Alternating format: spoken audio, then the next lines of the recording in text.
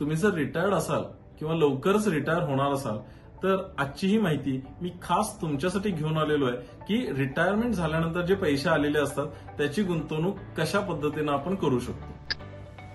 काय होतं, जनरली ज्यावेळी एखादी व्यक्ती रिटायर होते त्यावेळी माझा असा अनुभव आहे की त्यावेळी त्यांच्याकडे जे वेगवेगळे पैसे येतात, मग ते प्रॉव्हिडंट फंड, ग्रॅच्युइटी, लिव्ह एनकॅशमेंट, हा सगळा आलेला कॉर्पस ते एकत्र करतात आणि मग जरा ट्रॅडिशनल पद्धतीनं इन्व्हेस्ट करतात. त्यातलं एक पॉप्युलर इन्स्ट्रुमेंट म्हणजे सिनियर सिटीजन स्कीम. आणि जर पेन्शन नसेल तर मग त्यातनं जे दर महिन्याला व्याज येतं त्याच्यावरती आपल्याला घर चालवायचं असतं. आता हे खूप चांगलं वाटतं सुरुवातीला, कारण एक एक्झाम्पल घेऊया. समजा एक 50 लाख रुपये आले आणि ते मग आपण असं senior citizen scheme, post office, FD याच्यामध्ये गुंतवले तर दर महिन्याला 30-32 हजार रुपये व्याज येतं आणि तेवढ्यावरती आपल्याला आता पुरेसं आहे असं वाटतं. पण याचं एक लिमिटेशन किंवा प्रॉब्लेम जो येतो ना तो काही वर्षांनी दिसायला सुरू होतो. काय होतं की 5 वर्षानंतर आपण तीच एफडी किंवा एखादं सिनियर सिटीजन स्कीम रिन्यू करायला जातो. त्यावेळी काय होतं, ती समजा 50 लाख रुपये असतील तर रिन्युअलच्या वेळी पुन्हा 50 लाख रुपयाचं रिन्युअल होतं आणि पुन्हा आपल्याला व्याज किती मिळतं तेवढंच 30-32 हजार रुपये महिन्याला. पण आजचे 30-32 हजार रुपये आणि 5 वर्षानंतरचे 30 हजार यामध्ये फरक आहे. कारण तोपर्यंत आपले खर्च हे 30 हजारचे 40-50 हजार रुपये झालेले असतात आणि व्याज मात्र तेवढंच मिळतं. आणि त्यामुळं 5-7 वर्षानंतर आपल्याला हे वाटायला लागतं की आता जे काय माझं सेव्हिंग आहे त्याच्यावरती मिळणारं व्याज आहे तेवढं मला पुरेसं होत नाही घर खर्च चालवण्यासाठी. याच्यासाठी आम्ही प्रत्येक इंडिव्हिज्युअलला, रिटायर्ड व्यक्तीला एक खूप चांगल्या पद्धतीनं फायनान्शियल प्लॅनिंग करून देतो. आणि त्याच्यामध्ये मी असं सांगतो की इन्स्टेड ऑफ असे ट्रॅडिशनल इन्स्ट्रुमेंटमध्ये इन्व्हेस्ट करण्यापेक्षा आपण SWPचा वापर करावा. की यामध्ये होतं काय, आपण पैसे म्युच्युअल फंडमध्ये इन्व्हेस्ट करतो आणि सिस्टमॅटिक विड्रॉल प्लॅन म्हणजेच SWPच्या मार्फत आपण दर महिन्याला आपले पैसे विड्रॉ करू शकतो. आता हे कशा पद्धतीनं फायदेशीर आहे हे आपण बघूया. याच्यासाठी एक चार्ट जर आपण बनवला तर याच्यामध्ये एक कंपॅरिझन आहे. आता याच्यामध्ये एक सिंपल लॉजिक काय वापरलंय की जनरली जे काही आपण म्युच्युअल फंडमध्ये इन्व्हेस्टमेंट करतो तर त्याच्यावरती 12% आसपास वर्षाला व्याज मिळू शकतं. पण आपल्याला जे सिनियर सिटीजन स्कीम किंवा एफडीज याच्यामध्ये 8% आसपासच व्याज मिळतं. तर आपण करायचं काय, एक 2 लोक आहेत असं समजूया, व्यक्ती ए आणि व्यक्ती बी.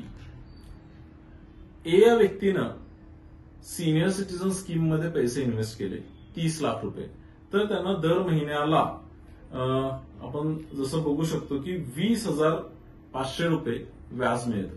म्हणजेच वर्षाला 2,46,000 असं ते दर महिन्याला व्याज घेत राहतात.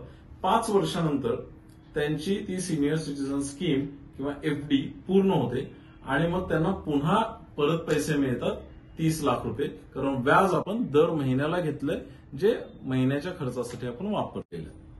त्याच्या अगेन्स्ट व्यक्ती बी, आता त्यांनी काय केलं, रिटायरमेंट नंतर 30 लाख रुपये SWP मध्ये पार्क केले म्हणजे म्युच्युअल फंडमध्ये इन्व्हेस्ट केले आणि त्याच्यावरती दर महिन्याला पैसे विड्रॉ केले.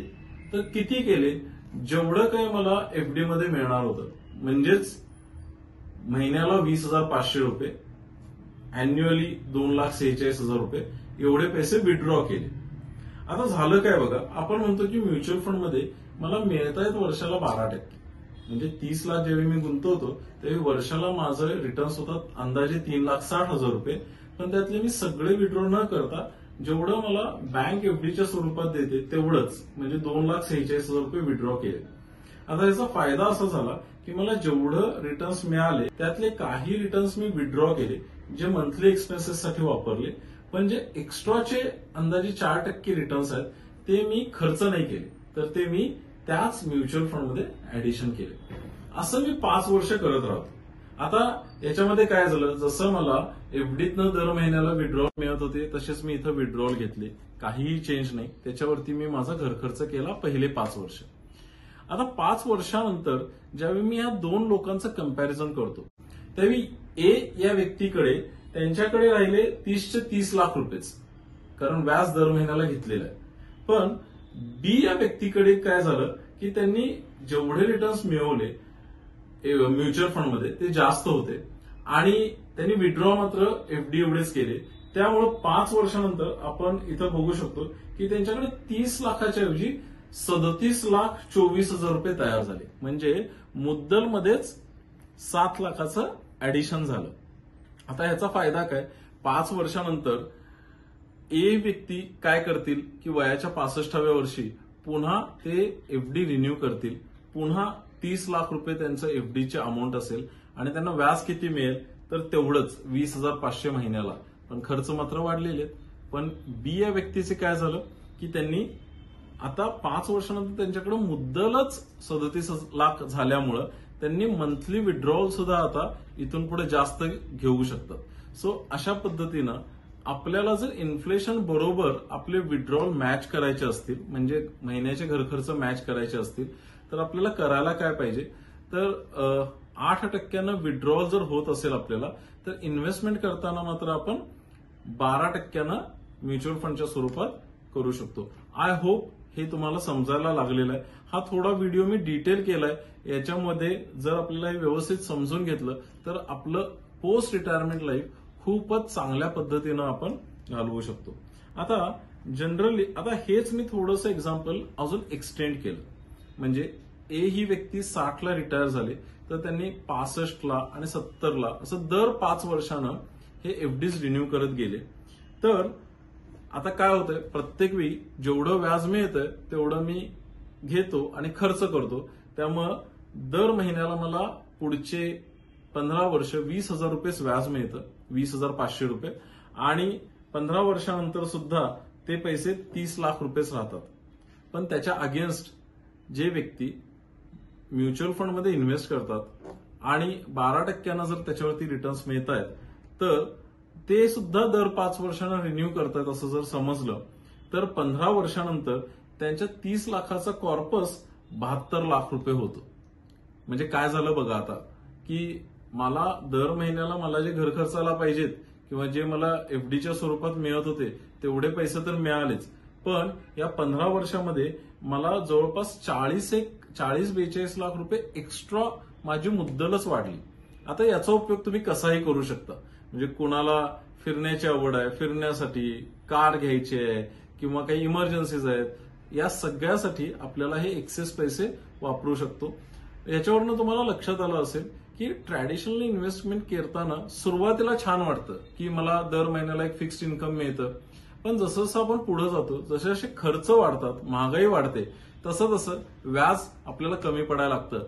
आणि त्याच्यासाठीच अशा पद्धतीनं योग्य फायनान्शियल प्लॅनिंग करून म्युच्युअल फंडमध्ये एसडब्ल्यूपी हा खूप सुंदर ऑप्शन आहे. आता पैसे वाढतात हा एकच फायदा आहे का तर नाही, याच्यामध्ये काही अजून फायदे. ते कुठले, एक तरी जर तुमचं अजूनही काही इन्कम असेल तर हे जे काही पोस्टात ठेवलेले किंवा एफडी मध्ये ठेवलेले पैसे आहेत ना त्याला टॅक्स लागतो जो स्लॅब रेटला लागतो. म्हणजे कोणाचा 20% असेल, कोणाचा 30% असेल. एसडब्ल्यूपी मध्ये टॅक्सेशन खूपच कमी लागतं. त्याचा टॅक्स रेट 10% आहे, पण युनिट वाईज कॅल्क्युलेशन केल्यामुळे प्रॅक्टिकली म्हणाल तर याला खूपच कमी, अगदी नगण्य असा टॅक्स लागतो. सो टॅक्स मधला अजून एक फायदा. अजून एक तिसरा फायदा हा आहे की आपण ज्यावेळी म्युच्युअल फंडमध्ये इन्व्हेस्ट करतो आणि दर महिन्याला एसडब्ल्यूपी घेतो तर ह्याच्यामध्ये कुठल्याही पद्धतीचं लॉक इन नाहीये. म्हणजे काय, समजा 3-4 वर्ष आपण एसडब्ल्यूपी घेतोय आणि त्याच्यानंतर काही इमर्जन्सी आली आणि आपल्याला एक 4-5 लाख रुपये लमसम विड्रॉल करायची गरज लागली तर ते सुद्धा आपण इझिली करू शकतो. सो हे झाले म्युच्युअल फंड मधून एसडब्ल्यूपी करण्याचे फायदे. त्यामुळे तुम्ही जर रिटायर्ड असाल किंवा तुम्ही पुढच्या काही महिन्यामध्ये 1-2 वर्षामध्ये रिटायर होणार असाल तर याच्याबद्दल आत्तापासून माहिती घ्यायला सुरुवात करा. जेणेकरून तुम्हाला एकतरी जसं जशी महागाई वाढेल तसं तसं आपल्याला व्याज सुद्धा वाढवून घेता येईल, आपले रिटर्न्स वाढवत जाऊ शकू, आपली मुद्दल वाढवत जाऊ शकू. त्याचबरोबर इमर्जन्सीसाठी काही कॉर्पस तयार करता येईल. त्यामुळे तुम्हाला तुमचं जे पोस्ट रिटायरमेंट लाईफ आहे हे अजून चांगल्या पद्धतीनं व्यतीत करता येईल आणि टॅक्सेशन सुद्धा खूप वाचेल. तुम्हाला अजून काही माहिती हवी असेल SWP संदर्भात तर नक्की कमेंटमध्ये विचारा किंवा आमच्या टीमला कॉन्टॅक्ट करा. थँक्यू.